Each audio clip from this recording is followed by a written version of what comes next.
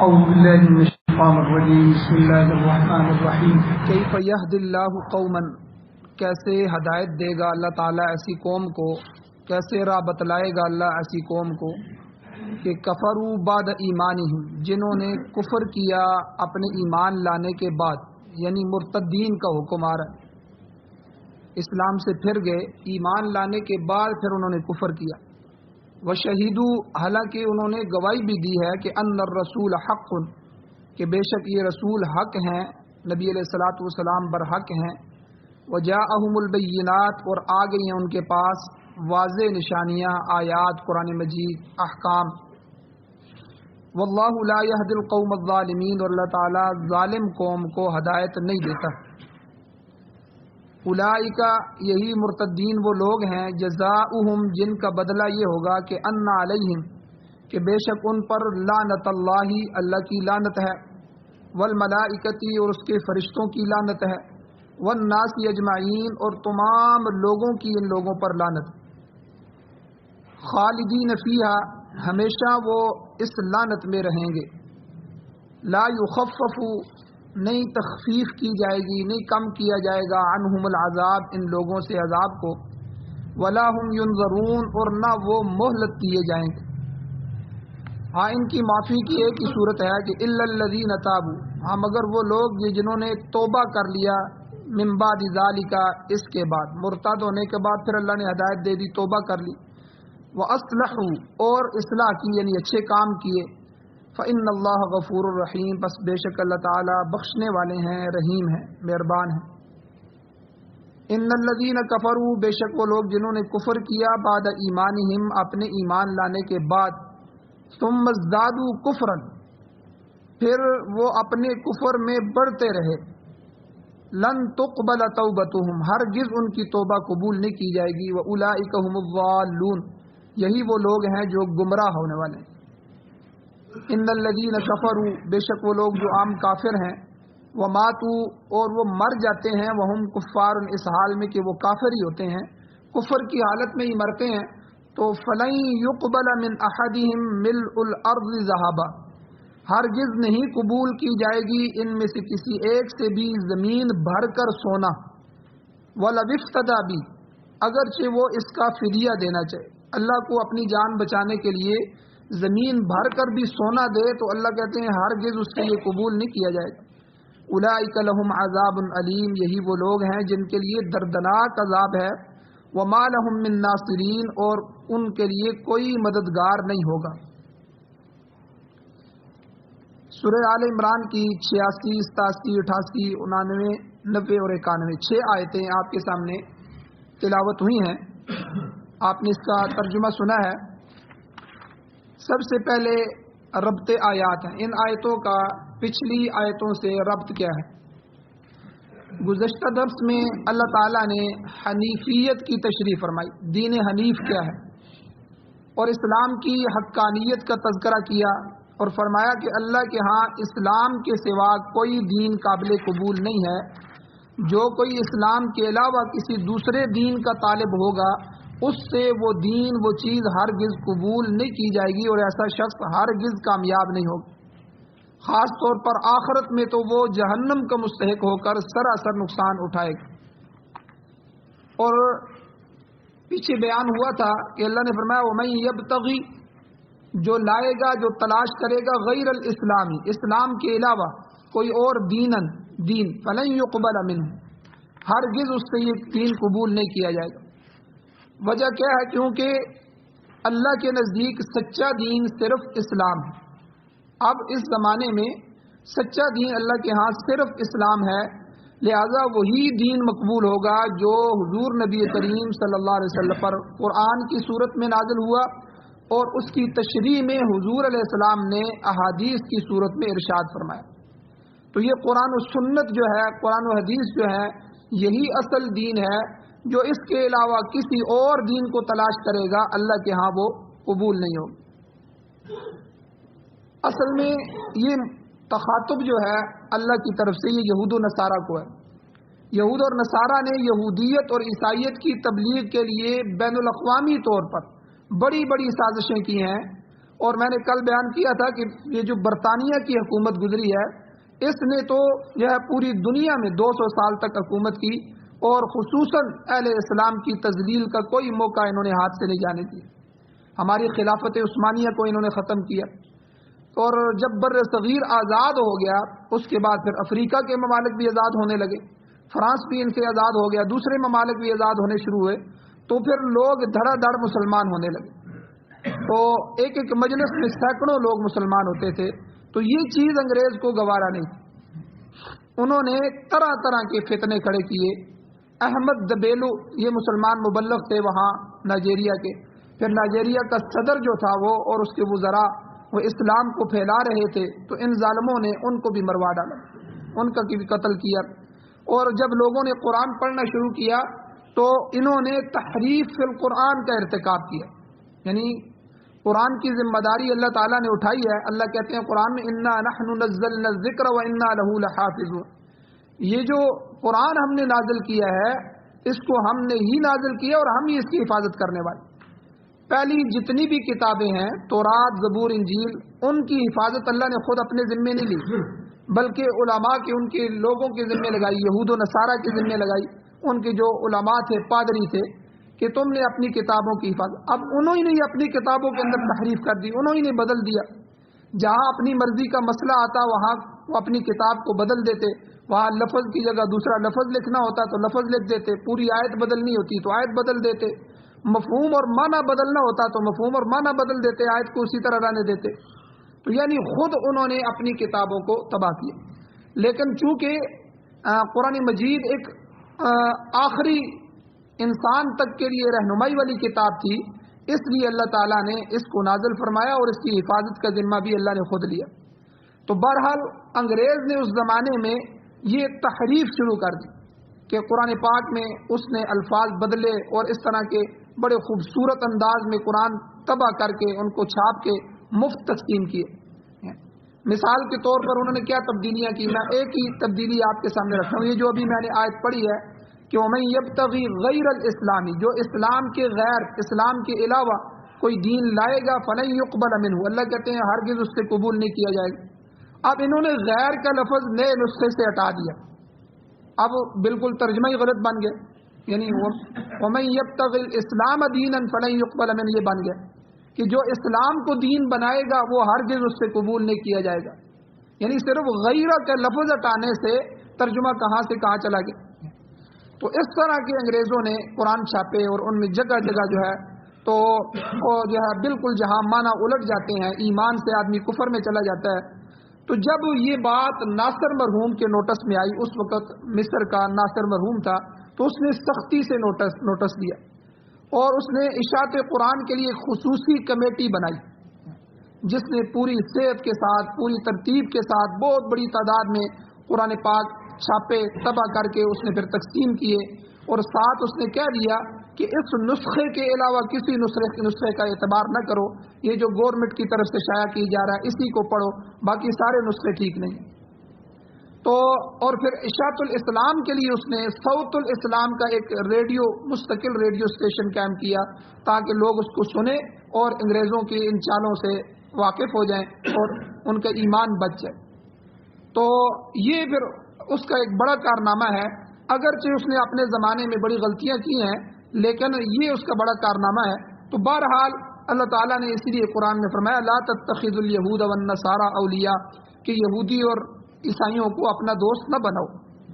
ہر وقت یہ سازشی لوگ ہیں، اسلام کے خلاف سازش کرتے ہیں اور اسلام کو نقصان پہنچانے کی فکر میں لگے رہتے ہیں، اور لہٰذا اسلام کے علاوہ کسی دوسرے دین کو تلاش نہ کرو، جو ایسا کرے گا اس کا دین ہرگز قبول نہیں کیا جائے گا۔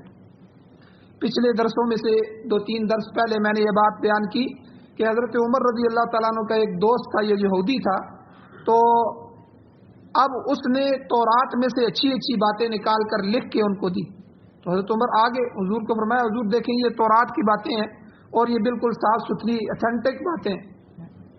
تو حضور غصے میں آ گئے اور ایک جملہ ارشاد فرمایا، حضور نے فرمایا کہ اگر موسیٰ علیہ السلام بھی میرے زمانے میں آ جائیں تو ان کے لیے بھی مجھے ماننے اور میری کتاب پڑھنے کے بغیر چارہ نہیں۔ ان کی ہدایت، ان کی کامیابی بھی اب قرآن میں ہی ہے. کوئی نبی بھی آ جائے، لَتُؤْمِنُنَّ بِهِ وَلَتَنْصُرُنَّهُ، اللہ تعالیٰ نے ان سے میثاق اور وعدہ لیا ہے کہ اگر تمہارے زمانے میں میرا یہ محبوب آ جائے تو تم نے اس پر ایمان بھی لانا ہے اور اس کی مدد بھی کرنی ہے. تو یعنی اب دین صرف اسلام ہے، اسلام کے علاوہ کوئی دین نہیں ہے. اگر کوئی اس کے علاوہ دین کو تلاش کرے گا، اللہ کہتے ہیں وَهُوَ فِي الْآخِرَةِ مِنَ الْخَاسِرِينَ، ایسا شخص آخرت میں نقصان اٹھائے گا. اسلام کے علاوہ کوئی بھی دین کامیابی کی طرف نہیں لے کے جائے گا. اب مسلمانوں کی بدقسمتی دیکھیں کہ یہود و نصارہ کی اسلام دشمنی تو سمجھ میں آتی ہے، قابل فہم ہے، نظر بھی آ رہی ہے. وہ تو دوسرا دین تلاش کریں گے. آج بھی عیسائیوں نے اور یہودیوں نے اپنا دین چھوڑ دیا. وہ اپنی کتاب کو کہتے ہیں کہ اب یہودی کہتے ہیں کہ صرف، عیسائی کہتے ہیں چرچ تک ہمارا دین ہونا چاہیے، عیسائیوں کو چرچ میں اس کو پڑھاؤ، باہر کی زندگی میں دین کو ہم مداخلت نہیں کرنے دیں گے، وہ ہمارے اپنے قانون ہے جو ہم بنائیں. اسی لیے وہ خراب ہو گئے کہ انہوں نے اپنی کتاب کو چھوڑا تو باہر پھر وہ عیاشیاں شروع ہو گئی. طرح طرح کے ایسے عجیب و غریب قوانین انہوں نے بنائے اور پاس کیے کہ جن کو بیان کرنا بھی مسجد کے ادب کے خلاف. ایسے ایسے قوانین تہذیب کے نام پر، انسانیت کے نام پر بنائے گئے. عورت کے حقوق کے نام پر عورت کو باہر نکالا گیا، عورت کی تذلیل کی گئی. عورت کی آزادی کے نام پر وہ کچھ عورت کے لیے قوانین بنائے گئے کہ بندہ جو ہے وہ کانوں کو ہاتھ لگاتا. تو آج بھی مساوات مساوات، عورت اور مرد کی برابری برابری، ان کی آوازوں میں کیا کیا قوانین پاکستان میں بن گئے کہ آپ دوسری شادی پہلی عورت کی اجازت کے بغیر نہیں کر سکتے. پہلی عورت جا کر تھانے میں اگر کوئی بھی آپ کی بیوی ہے وہ شکایت کرے گی، اس کی شکایت فوراً سنی جائے گی. اس کی وجہ سے آپ کو بغیر کسی تحقیق کے بھی تھانے میں جو ہے بند کیا جائے گا. اور اس طرح کے بے شمار قوانین تو عورت کے مساوات کے نام سے اسلام کے منافی اور اسلام کے مخالف بنائے گئے ہیں ہمارے ملک کے اندر. تو یہود و نصارہ کی اسلام دشمنی وہ تو سمجھ آتی ہے، لیکن آج کا مسلمان بھی اپنے دین پر اعتماد نہیں کرتا. آج کے مسلمان بھی یہی سمجھتے ہیں کہ جب تک غیر اقوام کی، یہود و نصارہ کی شاگردی اختیار نہیں کریں گے ترقی نصیب نہیں ہوگی. تو انہیں معلوم ہونا چاہیے کہ جب مسلمان اپنے دین پر یقین کرتے تھے تو عروج کی بلندیوں پر تھے، کوئی قوم ان کا مقابلہ نہ کر سکتی تھی. آپ دیکھ لیں صحابہ کرام کو، کتنے تھے، تھوڑے سے صحابہ تھے، لیکن جس طرف گئے اللہ نے سب کچھ ان کے قدموں میں لا کے رکھ دیا. حضور علیہ الصلوۃ والسلام کے بعد انتہائی مختصر زندگی میں 50 سال کی عرصے میں آدھی دنیا سے زیادہ اسلام نکل گیا. صحابہ نے پھیلا دیا. سادے لوگ تھے، کوئی وسائل نہیں تھے، کوئی ایسی چیزیں نہیں تھیں، لیکن اللہ کے دین کو پہنچایا.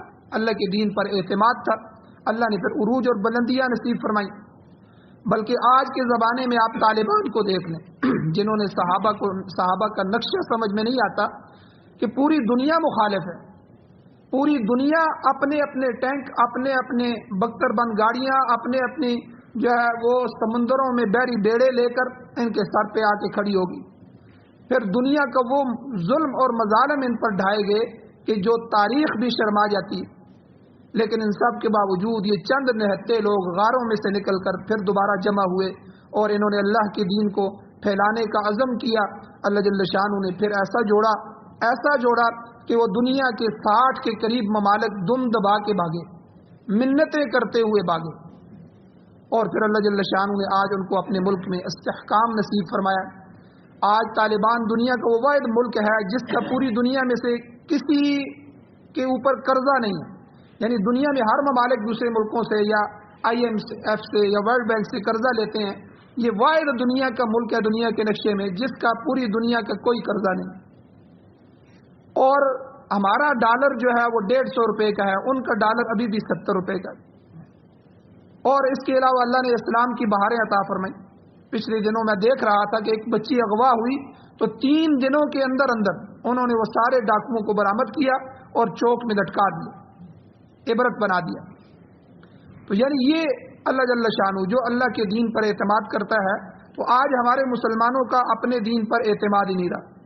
یہ تو میں تہذیب و تمدن کی بات کرتا ہوں کہ ہم یہود و نصارہ کے پیچھے لگے ہیں. آج کا مسلمان اسلامی قوانین سے بھی مطمئن نہیں، وہ غیر اسلامی قوانین کی طرف دیکھ رہا ہے. وہ سمجھتا ہے کہ اسلام ایک فرسودہ دین نعوذ باللہ بن چکا ہے، لہذا وہ اقتصادی نظام کے لیے روس، جرمنی، امریکہ اور فرانس کی طرف دیکھ رہا ہے، وہ ہمارے اقتصاد کو بہتر کرے، حالانکہ ان کے پاس کوئی تعزیرات کا کوئی قانون موجود نہیں ہے، ان کے سارے قوانین بناوٹی ہیں، خود بنائے ہوئے ہیں، اور اس کے برخلاف اسلام کے لیے اگر آپ دیکھیں گے اسلام میں اسلام کے اپنے قوانین موجود ہیں، صحابہ کرام کا دستور العمل ہے، وہ ہمارے لیے مشعل راہ ہے، مگر اب قوانین اس مجلس شورا سے بنائے جاتے ہیں جس میں ہندو اور عیسائی شامل۔ کیا اسلام کے قانون یہ لوگ بنائیں گے؟ ممبران جو شورا ہوتے ہیں ان کے لیے تو خصوصی اہلیت مقرر کی ہے اسلام نے کہ وہ خصوصی لوگ ہونے چاہیے، جس سے پتہ چلتا ہے کہ واقعی کہ یہ لوگ اسلامی قوانین بنانے کے قابل ہیں۔ حضرت عمر رضی اللہ تعالیٰ عنہ کی جو شورا کے ممبر لوگ ہوتے تھے، جو قرآن وہ ہوتے تھے جو قرآن پاک کو سب سے زیادہ جاننے والے ہوتے تھے، قرآن کے حافظ ہوتے تھے اور قرآن کے سب سے زیادہ عالم ہوتے تھے۔ آج بھی اسلامی شورا میں جانے کے اہل وہی لوگ ہیں جو قرآن و سنت اور تعامل صحابہ کے عالم ہوں۔ جب تک اہل لوگ اکٹھے نہیں ہوں گے اسلامی قانون کی تدوین نہیں ہو سکتی۔ آج دیکھیں ہماری اسمبلیوں میں ہمارا سپریم کورٹ کا جو جج ہے وہ پیچھے ہندو بھی لگا رہا ہے، اور اسی طرح کوئی اور جو ہے وہ بھی لگ سکتا ہے، قانون بن رہے ہیں، بنا رہے ہیں۔ تو اہل لوگ جب تک، تو فاسق فاجر ہندو، مرزئی، رافضی یہ ممبران شورا ہوں گے تو اسلامی قانون کیسے بن سکتا ہے؟ تو اس لیے یہ سب غیر الاسلامی دین میں آتا ہے۔ اگر کوئی آدمی اسلام کے علاوہ کسی اور دین کا متلاشی ہوگا، اس کو تلاش کرے گا، اللہ کے ہاں وہ قبول نہیں ہوگا۔ اگر تمہاری کامیابی ہوگی تو تمہیں ضرورت ہے کہ تم کامیاب ہو جاؤ تو اسلامی قوانین کو من و عن جاری کرنا ہوگا، اللہ کے قرآن کے قریب آنا ہوگا، حضور کی سنت کو، صحابہ کے عمل کو جاننا ہوگا۔ آج ہماری حالت یہ ہو گئی ہے، ایک بچہ میرے پاس آیا، اس نے کہا استاد جی کہ میں داڑھی رکھنا چاہتا ہوں، کسی عالم سے میں نے بیان سنا کہ حضور کی سنت ہے اور یہ واجب ہے اور فرض کے قریب ہے، اور حضور اس کی طرف رخ نہیں پھیریں گے، یہ اس کی طرف محبت سے دیکھیں گے نہیں جس کے چہرے پہ داڑھی ہوگی۔ تو یہ سارے فضائل میں نے سنے ایک بیان میں، اب میں نے ارادہ کیا لیکن میرا والد مجھے داڑھی نہیں رکھنے دیتا، یعنی یہ مسلمانوں کی حالت ہے۔ تو ایک بیٹی ہے وہ پردہ کرنا چاہتی ہے تو والد اس کو پردہ نہیں کرنے دیتا کہ یہ تم کیا برقعے میں جاؤ گی کالج یونیورسٹی میں، تمہارا امیج گر جائے گا۔ یعنی یہ ہماری حالت ہوگی، ہم اپنے معاشرے میں نظر دوڑائیں تو کیا ہم اسلام کو اور قرآن کو اور قرآن کے قوانین کو پسند کرتے ہیں؟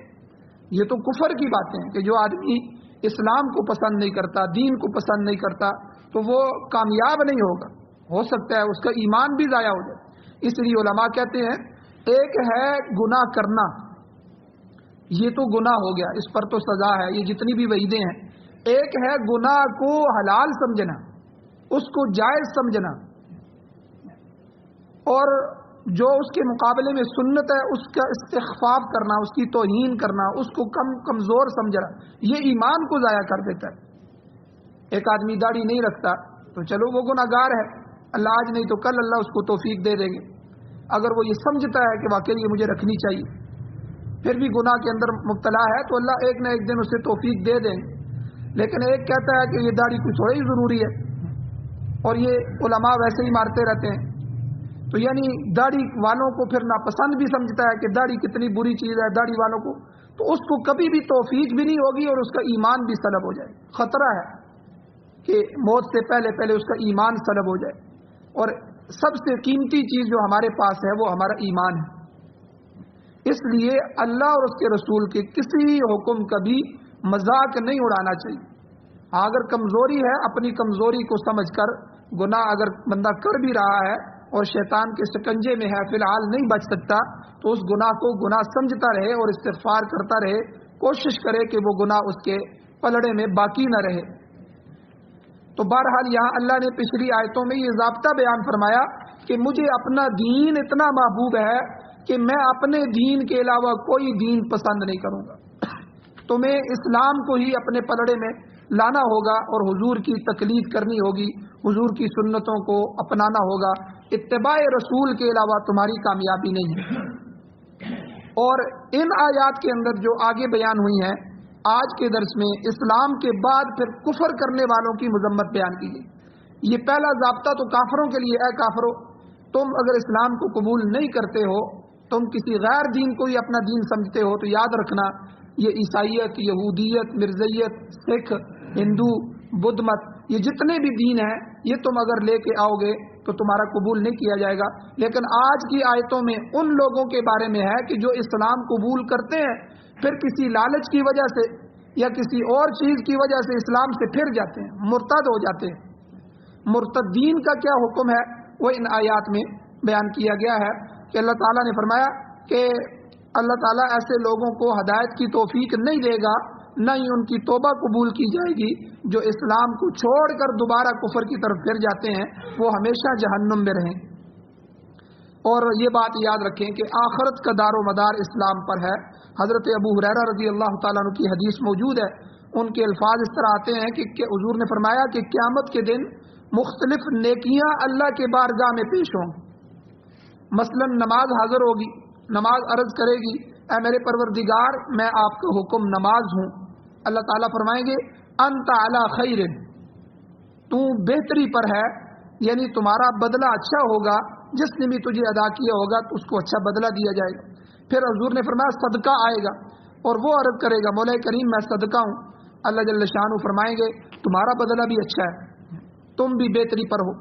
جس شخص نے بھی دنیا میں صدقہ کیا ہوگا اسے یقیناً اس کا اچھا اور بہتر بدلہ ملے گا۔ اس کے بعد حضور نے فرمایا روزہ آئے گا، عرض کرے گا اللہ انا الصوم، اللہ میں روزہ ہوں۔ اللہ فرمائیں گے کہ تم بھی بہتری پر ہو۔ پھر اسلام آئے گا، حضور نے فرمایا آخر میں اسلام آئے گا، وہ عرض کرے گا پروردگار انت السلام و انا السلام، اللہ تو بھی سلام ہے، یعنی سلامتی والا ہے یا سلامتی دینے والا ہے۔ یہ اللہ تعالیٰ کا یاد رکھیں نام بھی ہے، سلام سلام اللہ کا ایک نام بھی ہے۔ اے اللہ آپ بھی سلام ہیں، آپ کا اسم پاک ہے، اور میں اسلام ہوں یعنی مجسم فرمانبرداری ہوں، میں اطاعت ہوں۔ اللہ تعالیٰ فرمائے گا ہاں ٹھیک ہے، بکا اوتی و بکا آخذ، آج میں تیری وجہ سے ہی دوں گا اور تیری وجہ سے ہی مواخذہ کروں گا، یعنی آج میں تجھے ہی سامنے رکھوں گا۔ سارا دار و مدار آج اس بات پر ہے کہ جس نے اسلام قبول کیا ہے اس کو اچھا بدلہ ملے گا، جس نے اسلام سے روگردانی کی اس کا مواخذہ ہوگا کہ تم نے اسلام کو قبول کیوں نہیں کیا۔ اللہ جل شانہ سے دعا ہے اللہ ہمیں عمل کی توفیق عطا فرمائے، اللہ ہماری کمیوں کمزوریوں کو معاف فرمائے۔ ان آیات کا جو شان نزول ہے انشاءاللہ وہ کل بیان کیا جائے گا، کچھ اور مسائل بھی ہیں۔ آمین الحمدللہ رب العالمین والعاقبۃ للمتقین والصلاۃ والسلام علی رسولہ النبی الامی الکریم۔ اللهم ربنا آتنا فی الدنیا حسنۃ وفی الآخرۃ حسنۃ وقنا عذاب النار۔ یا اللہ ہماری کمیوں کوتاہیوں کو معاف فرمائیے، درگزر فرمائیے، صغیرہ کبیرہ گناہوں کو معاف فرمائیے۔ یا اللہ قرآن و سنت کو پڑھنے، سننے، سمجھنے، اس پر عمل کرنے، اس کی اشاعت کرنے کی اور اس کی حفاظت کرنے کی توفیق نصیب فرمائیے۔ یا اللہ ہمیں اور ہماری اولادوں اور نسلوں کو اور ہماری صلاحیتوں کو اس کے لیے قبول فرمائیے۔ یا اللہ ہم سب کا خاتمہ ایمان پر فرمائیے، جو حضرات ایمان کی حالت سے اس دنیا سے جا چکے ہیں یا اللہ ان سب کی بخشش فرمائیے، بلند درجات عطا فرمائیے۔ یا اللہ جب تک زندگی ہو عزت والی، وقار والی، ایمان والی، خاتمہ بالخیر والی زندگی نصیب فرمائیے۔ یا اللہ ہماری مسجد کی تعمیر جلد از جلد مکمل فرمائیے، تعاون کرنے والوں کی زندگیوں میں، اولادوں میں، تجارتوں میں، مالوں میں برکتیں عطا فرمائیے۔ یا اللہ حضور علیہ السلام کی شفاعت نصیب فرمانا، حضور کے پیارے دست مبارک ہاتھوں سے یا اللہ حوض کوثر سے سرابی نصیب فرمانا۔ صلی اللہ تعالی علی خیر خلقہ محمد وآلہ وصحبہ اجمعین برحمتک یا ارحم